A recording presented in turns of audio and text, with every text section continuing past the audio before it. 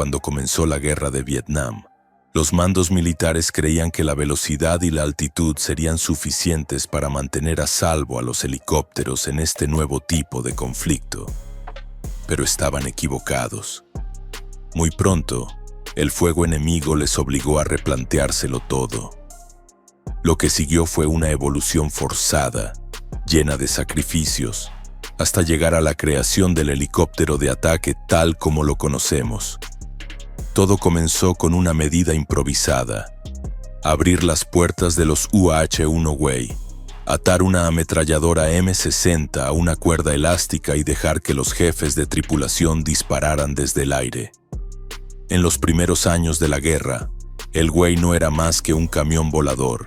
Un piloto, un copiloto y un jefe de tripulación transportaban soldados y suministros cruzando arrozales y selvas densas. Confiaban en maniobras rápidas y cambios de altitud para evadir el fuego enemigo. Pero esa táctica no era suficiente. Los patrones de vuelo eran predecibles, y la velocidad lenta durante los aterrizajes y despegues los convertía en blancos perfectos. Las bajas comenzaron a acumularse hasta el punto en que casi la mitad de los helicópteros enviados a Vietnam fueron destruidos. La necesidad de protección era urgente.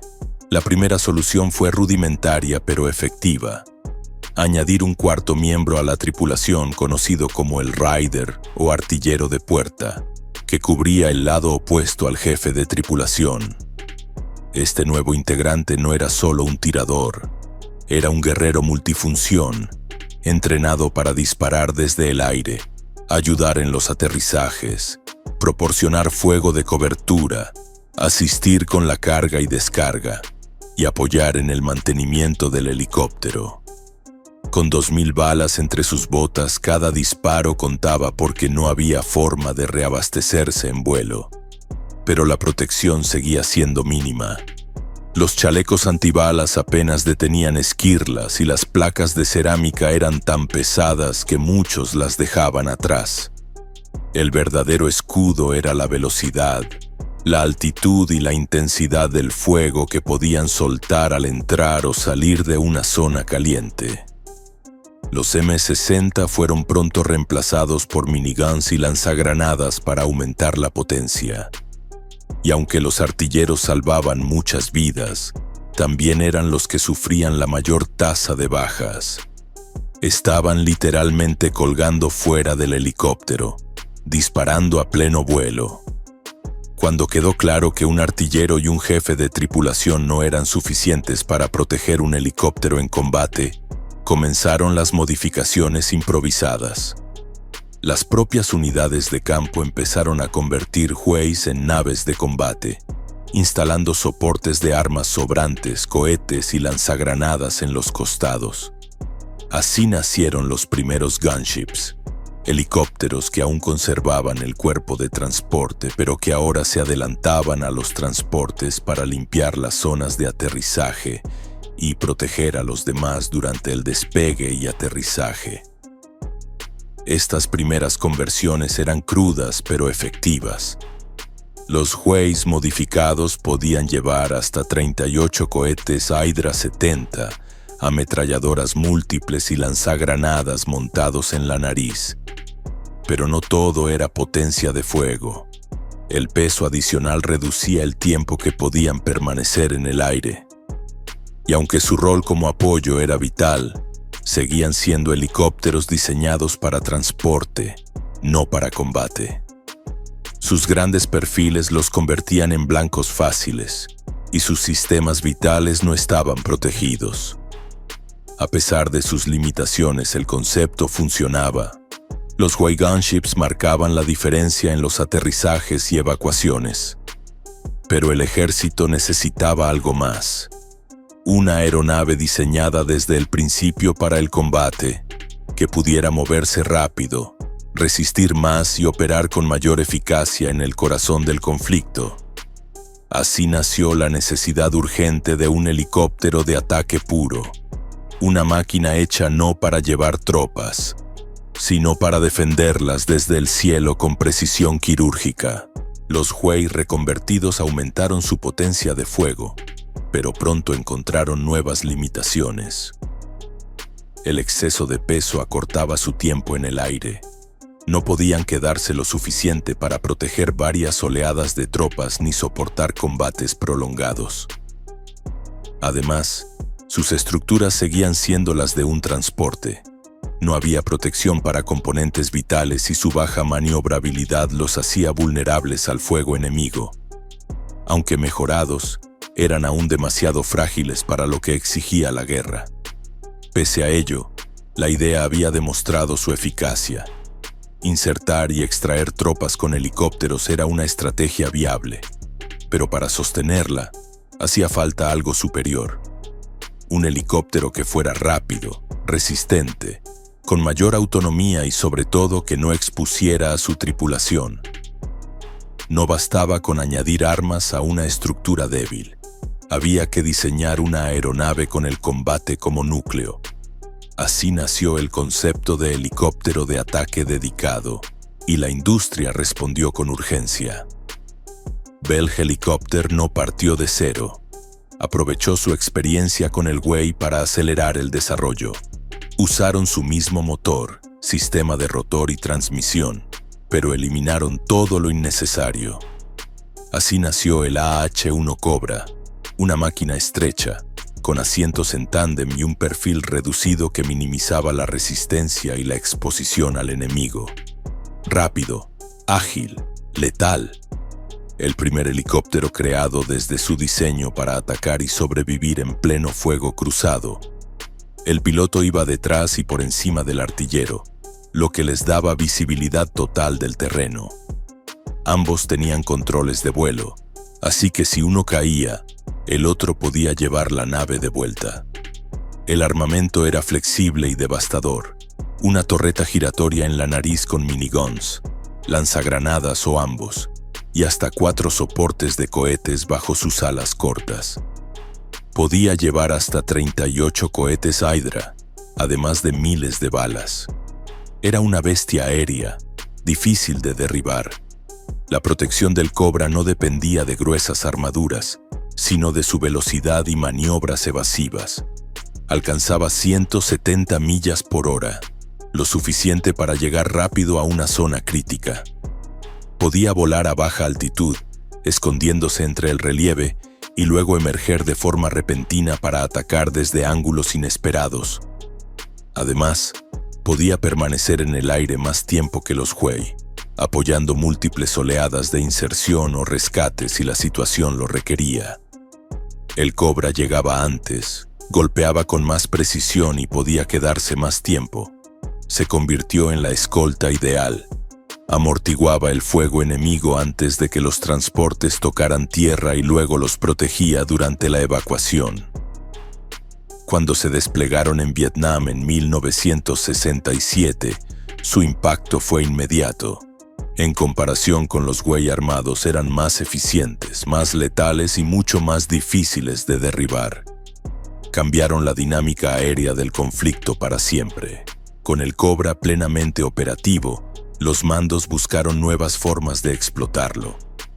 Así nació una táctica tan arriesgada como efectiva: los equipos cazador-asesino.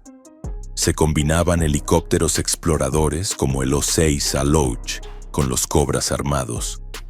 El Loach volaba bajo, provocando fuego enemigo para revelar posiciones ocultas. El Cobra, desde más alto, esperaba el momento justo para atacar con precisión quirúrgica, sembrando destrucción desde el cielo. La maniobra era brillante, pero el precio era alto. Los Loach se convertían en blancos fáciles y muchos acabaron derribados. Aún así, sus tripulaciones sabían que su sacrificio podía salvar escuadrones enteros. Uno de los ejemplos más extremos ocurrió el 18 de junio de 1968, cuando el teniente Larry Taylor pilotaba un Cobra en apoyo a una patrulla de reconocimiento rodeada y sin salida. Los Huey no podían llegar, y el fuego enemigo era demasiado intenso para un rescate tradicional.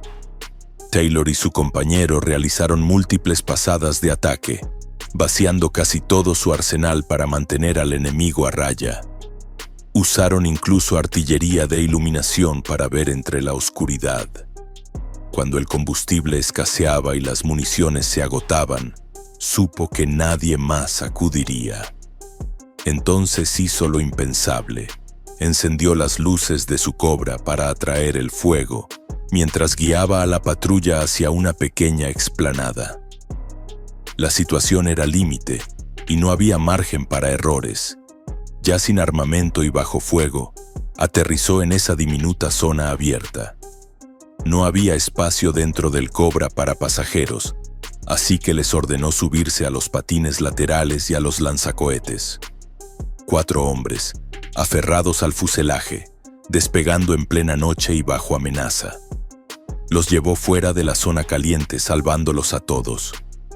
Por esa hazaña recibió la medalla de honor.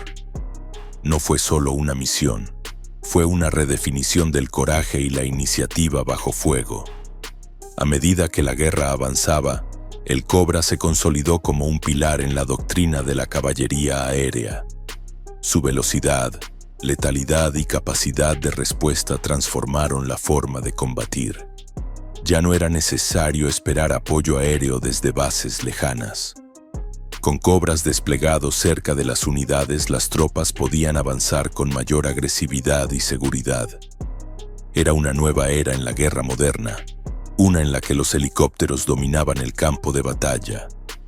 El éxito del Cobra dejó claro que el helicóptero de ataque había llegado para quedarse. Terminada la guerra, el ejército comenzó a trabajar en su sucesor. Querían más alcance, mejores sistemas de puntería y mayor resistencia ante amenazas modernas.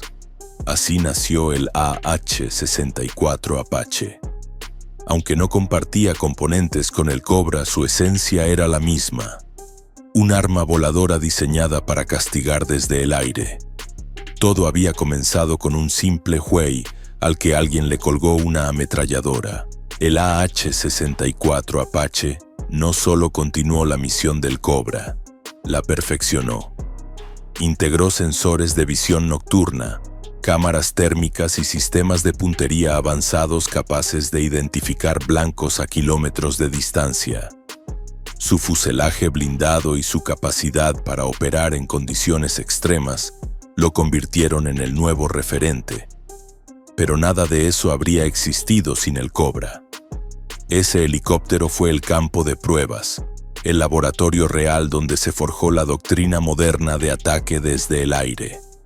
El legado del Cobra no se mide solo en tecnología, sino en la transformación total del combate aéreo-tierra. Antes de él, los helicópteros eran solo transporte. Después, se convirtieron en los guardianes del cielo, los primeros en entrar y los últimos en salir. Su sola presencia cambiaba el ánimo de las tropas en tierra. Sabían que mientras un Cobra estuviera cerca, había una oportunidad de resistir, de escapar, de ganar tiempo, o incluso de sobrevivir lo imposible. La historia del helicóptero de ataque es también una historia de improvisación, sacrificio y adaptación en mitad del caos. Desde los primeros Huey con ametralladoras colgando de cuerdas, hasta el rugido afilado del Cobra volando entre la jungla, cada etapa fue empujada por la necesidad urgente de proteger vidas. Lo que empezó como una solución temporal para cubrir los flancos de un transporte, terminó redefiniendo la guerra moderna. Cada rotor girando sobre el campo de batalla lleva hoy el eco de esa evolución. Y en el corazón de esa historia están los hombres que volaban esos helicópteros, no como pilotos de transporte, sino como guerreros. El Cobra fue más que una máquina. Fue símbolo de una generación que se atrevió a reescribir el manual bajo fuego. Aquellos que colgaron sus vidas de los patines, los que dispararon desde puertas abiertas y los que bajaron a rescatar con las últimas gotas de combustible. Esa es la verdadera historia de cómo nacieron los helicópteros de ataque.